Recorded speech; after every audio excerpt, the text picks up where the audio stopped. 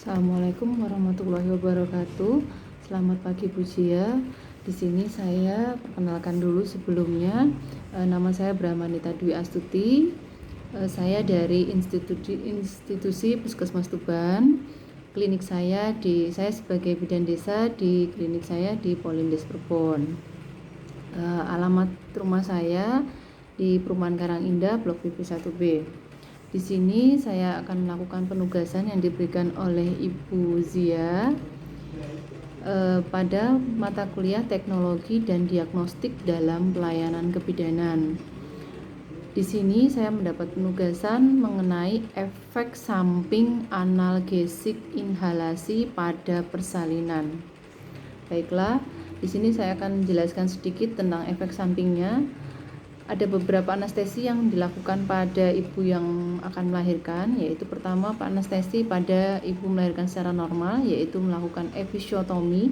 Biasanya di situ ada anestesi yang diberikan, tapi efek sampingnya tidak terlalu banyak dan jarang terjadi. Yang paling sering timbul efek samping yaitu pada anestesi yang diberikan pada ibu yang melakukan persalinan secara seksio cesaria. Biasanya disarankan pada ibu yang melakukan SC yaitu melakukan anestesi regional untuk menghindari efek samping yang terlalu berat yang bisa terjadi pada bayi.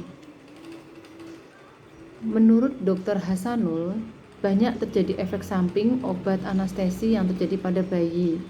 Biasanya sangat mempengaruhi bayi bila ini terjadi melewati plasenta pada anestesi yang dilakukan anestesi umum dan pada obat penenang seperti midazolam dan diazepam.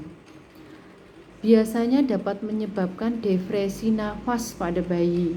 Selain itu, pada obat analgetik opioid, dosisnya harus dikurangi pada anestesi umum.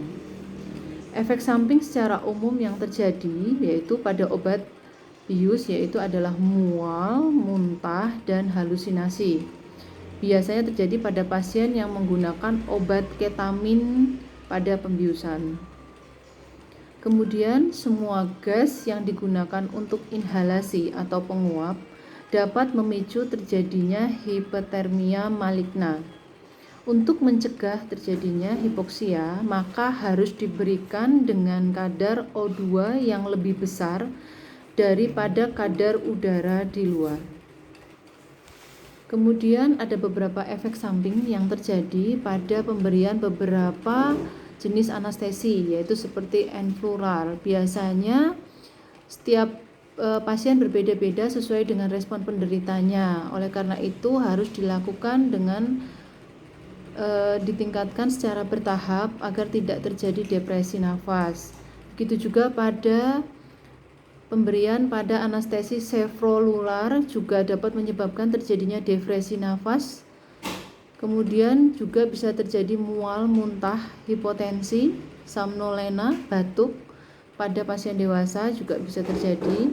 Kemudian pada pemberian anestesi isoflulan juga akan terjadi penurunan tekanan arteri dan hepatotoksisitas pada pasien yang sensitif terhadap anestetik. Kemudian pada halaton juga bisa terjadi depresi nafas. Kemudian pada anestesi desfluran ini juga terjadi efek samping yaitu batuk, kemudian nafas tertahan, apnu, spasme laring. Di sini saya juga menjelaskan depresi nafas itu adalah penumpukan CO2 di dalam tubuh yang mengakibatkan bisa terjadi komplikasi kesehatan karena paru-paru gagal menukar antara karbon dioksida dan O2 secara efisien. Biasanya akan terjadi yaitu gejalanya pasien mengambil nafas lebih lambat dan lebih singkat, lebih lambat dan lebih dangkal. Itulah sedikit penjelasan saya tentang efek samping yang terjadi pada analgesik inhalasi pada persalinan.